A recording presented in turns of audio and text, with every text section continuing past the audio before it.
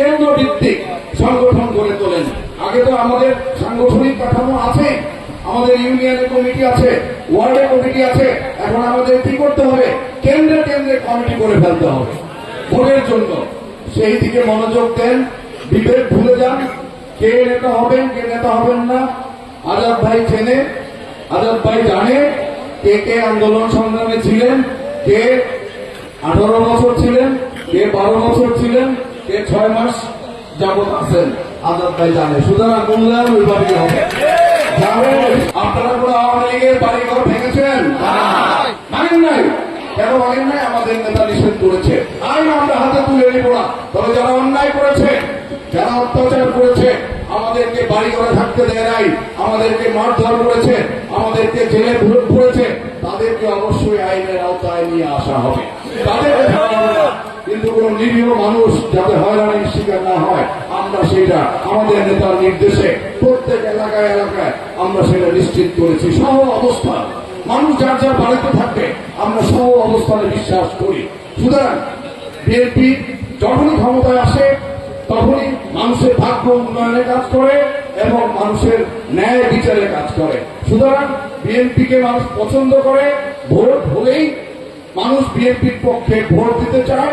এই কারণেই বিগত সরকার একটি ভোটের আয়োজন করে নাই। তারা কখনো দিনে করেছে, তারা কখনো রাতে করেছে, কখনো প্রার্থীবিহীন আমি এবং দামি নির্বাচন করেছে, কিন্তু একটি ভোটও এই এলাকার মানুষ গত 15 বছর ভোট কেন্দ্রে গিয়ে স্বাধীনভাবে দিতে পারে নাই। ইনশাআল্লাহ আগামী নির্বাচনে আপনারা এলাকা এলাকায় গিয়ে মানুষকে বুঝাবেন যে অবশ্যই আপনারা স্বাধীনভাবে ভোট দিবেন। তবে আমাদের একটা দাবি আছে। আমরা আন্দোলন সংগ্রামে ছিলাম, আমরা এই মানুষকে ভালোবাসি, আমরা আপনাদের সঙ্গে ছিলাম, আপনাদেরকে পাহারা দিয়ে রেখেছি, আপনাদের পাশে আছি, সুখে দুঃখে আপনাদের পাশে থাকতে চাই। এই দাবি নিয়ে আপনারা ধানের শীষের পক্ষে ভোট নিয়ে আসবেন, তাদেরকে কেন্দ্রে আসার নিরাপত্তা দিবেন এবং কেন্দ্রে ভোট দিয়ে তাদেরকে বাড়িতে যাওয়ার নিশ্চয়তা দিবেন। তাহলে অবশ্যই আপনার প্রার্থীকে ধানের শীষকে ভোট দিবেন।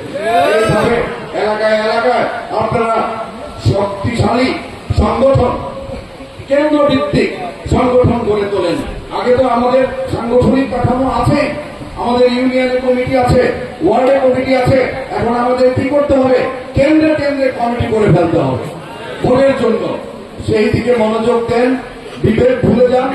কে নেতা হবেন, কে নেতা হবেন না আজাদ ভাই চেনে, আজাদ ভাই জানে কে কে আন্দোলন সংগ্রামে ছিলেন, কে 18 বছর ছিলেন, কে 12 বছর ছিলেন, কে 6 মাস যাবৎ আছেন।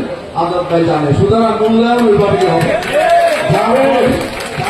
18 বা আরো বেশি, তারে একটু সম্মান বেশি দিতে হবে না? তাকে এনে একটু সামনের সারিতে বসাতে হবে না? বসাতে হবে। আর যার বয়স 2 বছর, যার বয়স 9 মাস, তাকে কি করতে হবে? তাকে ছোট হিসেবে বলতে হবে, ছোট ভাই তুমি একটু পিছনের চেয়ারে বসে, বলতে হবে না? বলতে হবে। এটা আজাদ ভাই করবে।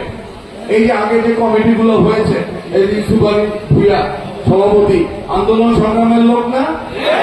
জুয়েল ছিল, জুয়েল অসুস্থ, অরোগ মুক্তি কামনা করছি।